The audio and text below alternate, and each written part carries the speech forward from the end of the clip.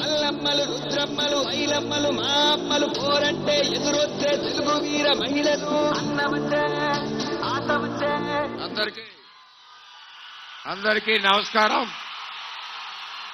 ఈరోజు పిఠాపురంలో భారీ బహిరంగ సభ, పొద్దుటి నుంచి భారీ ర్యాలీ, ఎక్కడ చూసినా జనసంతోషం. మన నియోజకవర్గంలో ఇప్పటి వరకు 5 సంవత్సరాల నుంచి కూడా రైతులు దగ్గర 500 కోట్లు నష్టపోయారు. పురుషోత్తపట్నం ప్రాజెక్టును ఆపేశారు, ఏలేరు ఆధునీకరణ ఆపేశారు, ఎక్కడికెక్కడ అభివృద్ధి లేదు, రైతులందరూ రోడ్డును పడ్డారు. రాబోయే రోజుల్లో పురుషోత్తపట్నాన్ని ప్రారంభించాలని, అదేవిధంగా ఏలేరు ఆధునీకరణ పునః ప్రారంభించాలని, ప్రతి ఒక్కరికి గ్రామాల్లో పట్టాలు ఇవ్వాలని, పక్కా ఇల్లు నిర్మాణం చేయాలని చెప్పి కోరుతా ఉన్నాం. అదేవిధంగా మిమ్మల్ని ఒకటి అడుగుతున్నాం, వైఎస్ఆర్సీపీ పార్టీ అభ్యర్థి వంగా గీత గారు 5 సంవత్సరాల్లో ఎవరికన్నా కనపడ్డారా?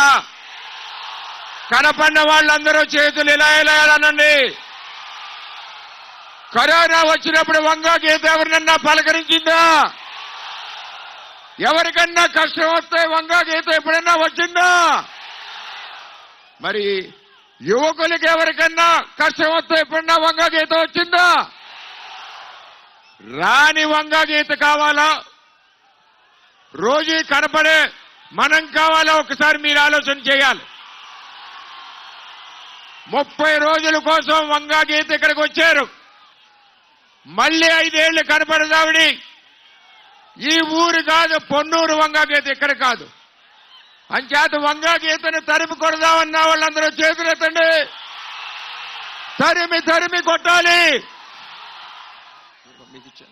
ఇప్పుడు జనసేన పార్టీ అధ్యక్షులు,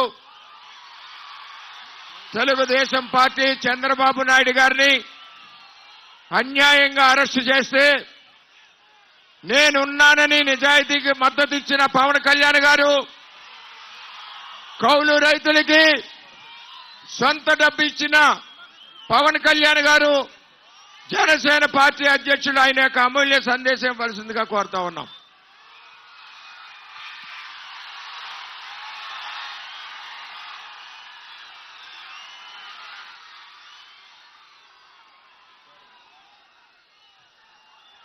పిఠాపురం